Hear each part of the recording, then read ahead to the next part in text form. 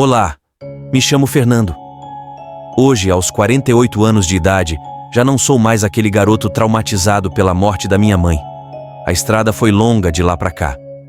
Após ter feito faculdade, há 18 anos atrás, eu fui procurado por uma organização internacional para uma oportunidade de emprego. Surpreso e feliz, eu não imaginava que seria selecionado para algo tão inesperado, pois eu nem tinha concorrido a cargo nenhum.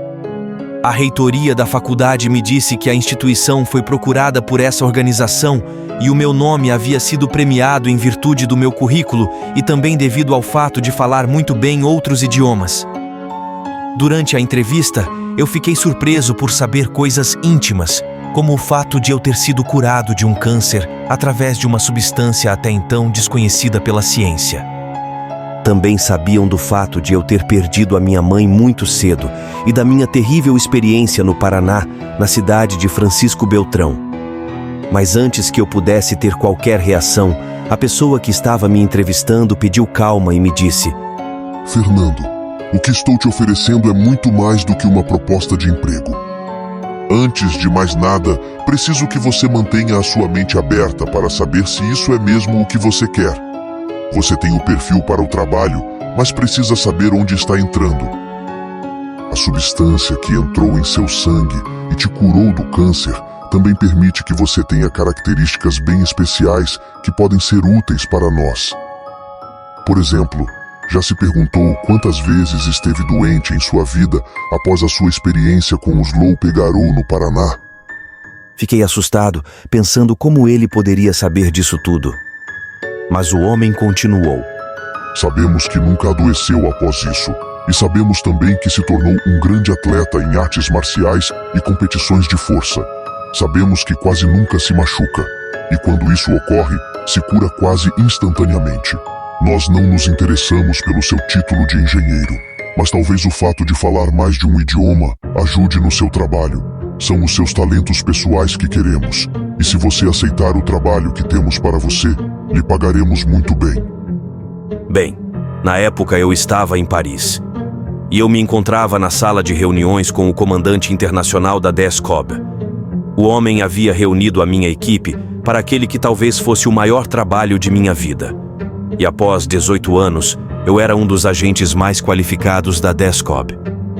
Havia me tornado um agente para assuntos internacionais por causa das minhas habilidades. Então, o comandante da operação começou a reunião com um ar sério. Fernando, o que tenho a dizer vai te afetar diretamente. Se você acha que por algum motivo não pode participar dessa missão, me avise que eu vou entender. Comandante, após todos esses anos, o senhor sabe que não há o que possa me intimidar. Nada pode me afetar ao ponto de eu recusar uma missão, respondi a ele. O homem olhou demoradamente em meus olhos e prosseguiu: Pois bem, achamos um grupo de loupe-garous agindo nas catacumbas de Paris. Tudo indica que são da mesma raça que atuou no Paraná, há quase 20 anos atrás. Foi aí que eu entendi o motivo pelo qual o comandante me fez o alerta. Fernando, temos a informação da próxima festa e precisamos de você para se infiltrar e agir. Olhei para o meu superior e com um nó na garganta aceitei a missão. Bem, foi impossível não me lembrar de Cíntia. Sim, a minha adorada Cíntia. Será que ela estava viva? E será que participava dessas caçadas como há 18 anos atrás? Bem, isso eu iria descobrir.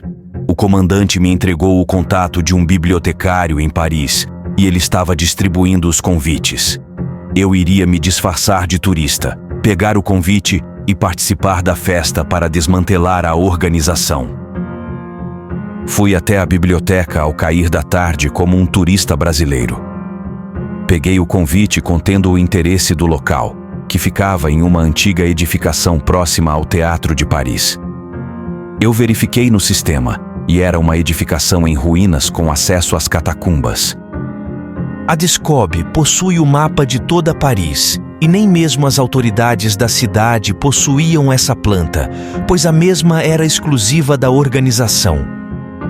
Bem, A festa estava marcada para as 23 horas do próximo sábado, que seria no dia seguinte.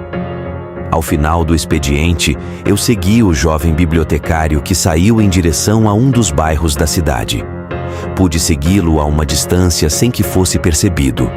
Eu sempre fui bom em perseguições e também em rastrear pessoas, pois o meu olfato era treinado e apurado, e a minha audição me fazia ouvir 30 vezes mais do que a de um ser humano normal. A minha visão noturna me dava certas vantagens. Sim, essas eram apenas algumas de minhas habilidades, que eu adquiri pela mordida da Cíntia há 18 anos atrás. Bem, o bibliotecário entrou em um sobrado onde entregou os convites a alguns homens. Deduzi que eram os organizadores da festa. Eu estava em um beco a 50 metros do local, mas pude ouvir a conversa. Os organizadores eram todos lobisomens, e eu podia sentir isso. Mas felizmente, eles não podiam me sentir por um motivo que explicarei logo mais. Repentinamente, o meu ritmo cardíaco aumentou, e eu sentia um pulsar em minha cabeça. E era algo muito intenso. Sim, era ela, a Cíntia. Eu sentia a presença dela no lugar. Após tantos anos eu havia descoberto o paradeiro de Cíntia e sua família de lobisomens. O comandante estava certo. Eram os mesmos que eu conheci no Brasil. Bem, justo eu que havia desenvolvido um autocontrole absolutamente grande por causa do meu treinamento na Descob. Todos eles não haviam envelhecido um só dia. Pude notar quando todos saíram da casa juntamente com o rapaz da biblioteca. Eu deveria ter retornado para a Descob. Porém, decidi entrar e vasculhar o local. Era um sobrado aparentemente normal, sem rastros significativos a não ser da cela do porão. Sim, a mesma cela em que Cíntia se trancava para não participar das matanças. Voltei para a base, fiz o meu relatório e me preparei para o dia seguinte. Sábado, 23 horas, eu entrava no prédio como um turista. Me disfarcei ao máximo, usando roupas largas e óculos com lentes grossas para passar a impressão de vulnerabilidade.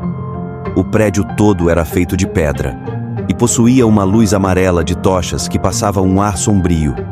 Mas a música era muito boa, jovens e divertindo, e a maioria eram criminosos. Sim, essa alcateia caçava criminosos como eu já sabia. Tínhamos na Descob uma relação com quase todos os nomes da festa. A minha equipe fez um trabalho interno formidável usando tecnologia de ponta. E nós, na Descob, chamamos de alcateia, porque é a forma correta de se referir a um grupo de lobos. Conheci lobisomens ao longo desses anos que se ofendiam quando falavam matilha, que significa coletivo de cães. Sim, eles não gostam de serem chamados de cães, até mesmo porque são os canes que se denominam como matilha. Bem, próxima à meia-noite, uma grande porta se abre e todas as outras foram fechadas. As pessoas que já estavam bêbadas nem notaram, mas eu pude perceber. Eles cortaram a música e a família da Cíntia apareceu, porém ela não estava lá. E ali havia os primos, a tia, o pai e a mãe. E foi então que o pai, o alfa da alcateia, logo anunciou: Boa noite a todos. Chegamos ao ponto máximo de nossa comemoração. Essa porta dá acesso às catacumbas de Paris. Se vocês conseguirem chegar ao ponto de saída vivos, eu dou-lhes a minha palavra de que estarão salvos e nunca mais os procuraremos. Porém, iremos caçá-los e estripá-los antes disso. As pessoas começaram a rir e protestar. Afinal, quem era aquele maluco? E ninguém estava acreditando na palavra dele. Alguns tentavam sair, mas perceberam que as portas haviam sido trancadas. E foi então que o espetáculo começou. Sim, um espetáculo que eu conhecia bem. Havia energia em torno do corpo, e em questão de alguns segundos, todos haviam se transmutado em feras enormes e fortes. Feras gigantescas. Daí o pânico foi geral. Eu já estava na entrada das catacumbas fingindo fugir daqueles seres gigantescos. E, através do meu microfone, eu entrei em contato com a base móvel que estava em uma viatura da Descob, bem próxima do local. Atenção, eles já iniciaram a metamorfose. Eu estou nas catacumbas e fiquem alerta caso eu precise. Câmbio, desligo. Entendido, White. Estamos aguardando. Infelizmente não há como salvar os civis. Repito, eu vou agir contra a Alcatéria, mas a maioria dos humanos aqui vai todos morrer. Câmbio. Dito isso, eu ouço os gritos e podia ver as pessoas correndo pelos corredores, e muitas já estavam sendo estraçalhadas. Uma cabeça passou rolando bem próximo aos meus pés. Eu entrei por um corredor estreito e saí na ala leste das catacumbas. Sim, eu havia memorizado as plantas, por isso pude agir. Caminhei lentamente pelo corredor da ala leste. E sei que não é bonito dizer isso, mas o objetivo da missão era dar cabo dos Loups-Garou e não salvar os bandidos que estavam na festa. Meu instinto me dizia que todos já estavam mortos, pois não chegaram nem na metade do caminho. Bem, eram poucos, quase que uma festa particular. E somente 25 pessoas estavam presentes no local. E somente eu estava vivo até aquele momento. E tudo estava em profundo silêncio, um silêncio assustador. Foi quando eu ouvi um rosnado assustador. E nunca vou me esquecer daquele som, pois não há como explicar em palavras. Bem, aquela besta apareceu. Olhos vermelhos chamejantes se acenderam no final do corredor. Sentia a presença de outro lobisomem bem atrás de mim. Eu estava onde queria, pois havia um corredor na minha lateral por onde eu fugiria. Então, as duas criaturas vieram em minha direção em uma velocidade espantosa. Correndo de 4 patas, eu mergulhei no corredor escuro que estava à minha direita. Enquanto eu corria, eu me livrei das roupas que estavam dificultando a minha locomoção. No meio do corredor, eu parei e olhei para as duas criaturas que se aproximavam de mim. Eles eram os primos de Cynthia, e eu podia senti-los. As feras pararam, e eu pude perceber que estavam estranhando. Bem, era como se elas pensassem: como este humano parou de fugir e como este humano não está sentindo medo. Pois mesmo como feras, eles eram conscientes e inteligentes. Eu sei que estavam se perguntando isso. Para surpresa deles, eu me ajoelhei da mesma forma que fiz no nosso primeiro encontro e então eu me transformei. Sim, me transformei, e eles chegaram a dar 2 passos para trás. Eu conhecia muito bem aquela sensação de metamorfose, uma sensação de poder comum pulsar, como se o meu coração batesse no meu corpo inteiro. Em instantes, a minha cabeça estava tocando no teto do corredor. A minha altura é quase superior a 3 metros quando me transformo. Eu era um pouco maior que eles, com a pelagem um pouco mais clara. Bem, preciso explicar aqui o motivo de eu ter me transformado em um lobisomem cinza.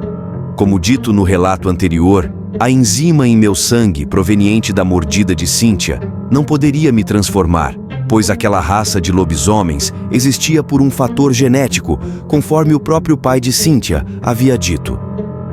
Contudo, quando fui recrutado para o Discob, eles analisaram o meu sangue e o meu DNA e criaram uma substância sintética que servia de gatilho para aquela enzima. Isso fez com que a substância sintética se integrasse ao meu DNA, tornando possível a minha transformação. Vale ressaltar que lobisomens cinzas, brancos ou albinos não podem ser percebidos por outros lobisomens através do cheiro, e por isso eu tinha uma vantagem. A outra vantagem é que eu havia me tornado uma raça ainda mais forte, e além de ter sido bem treinado pela Discob, sim, a Discob também possui criaturas sobrenaturais que trabalham a seu favor, assim como eu. Bem, muitos acham que a Discob é apenas um departamento especial de soldados e tecnologias, mas estão enganados, pois há muito mais coisas na Discob que vocês não imaginam. Após a minha transformação, eu parti para cima dos lobisomens e corri pelo corredor em direção a eles. Quando me aproximei, percebi que estavam muito surpresos e eu me aproveitei disso. Continuei correndo no teto do corredor com a minha velocidade e as minhas garras. Passei sobre eles e, sem que pudessem ter uma reação, decapei as suas cabeças. Os 2 corpos caíram no chão pesadamente, e o som do meu uivo percorreu os corredores, atraindo a atenção dos outros 3 que restavam. Eu conhecia muito bem aqueles corredores, pois já havia estudado toda a estrutura. Eles, que até então eram caçadores, passaram a ser a caça. Se separaram, e eu surpreendi as 2 fêmeas. Quebrei o pescoço daquela que seria a mãe de Cíntia e devorei o seu coração. A tia de Cíntia não teve chances. Ela nem viu eu me aproximar, então eu saí das sombras antes que ela pudesse ter reação.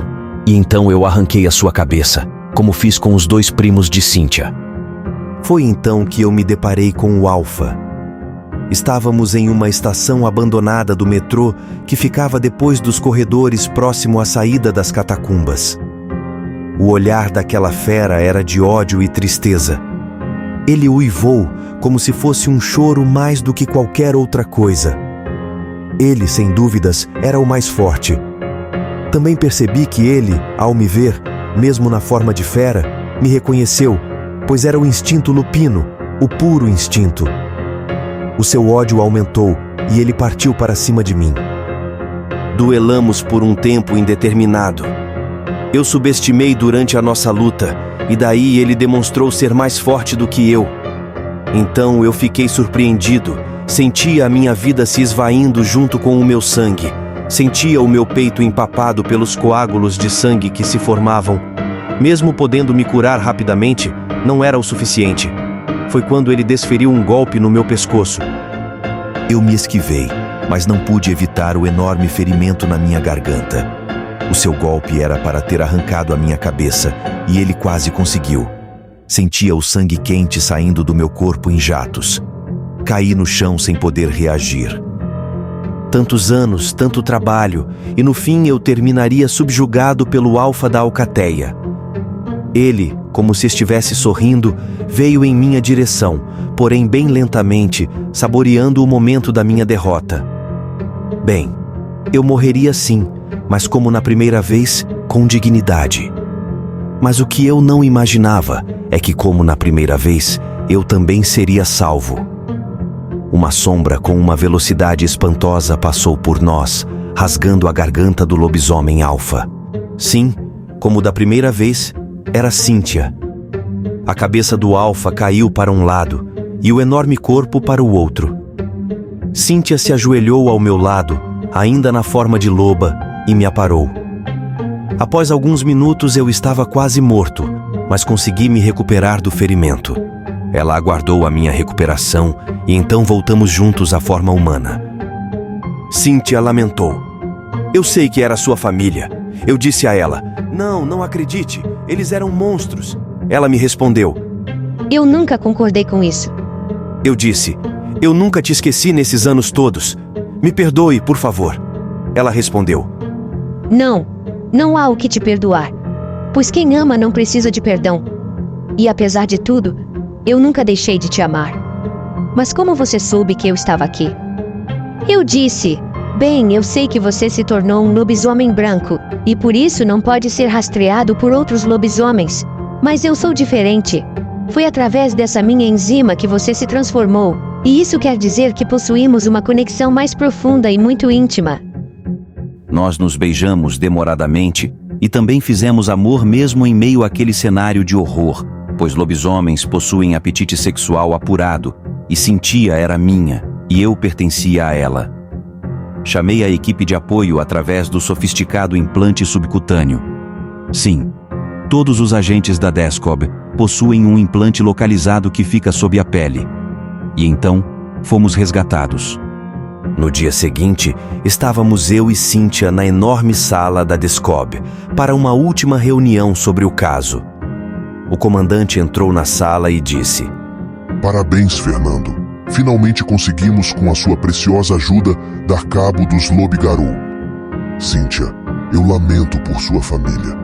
Sei que você entende, mas gostaria de deixar os meus sentimentos por sua perda. E seja bem-vinda à Descob. Será uma honra poder treinar mais um agente com as suas qualidades. Aliás, o seu treinamento ficará a cargo do Fernando. Cíntia respondeu: A honra é toda minha, comandante. Finalmente pude encontrar minha Cíntia e nunca imaginei que poderíamos trabalhar juntos. Nos casamos e hoje somos agentes. Enfim, após tanta desgraça, eu pude encontrar minha felicidade ao lado de Cíntia. Ou será que não? Boa noite. Inscreva-se no canal Sombras do Medo e compartilhe sua história macabra.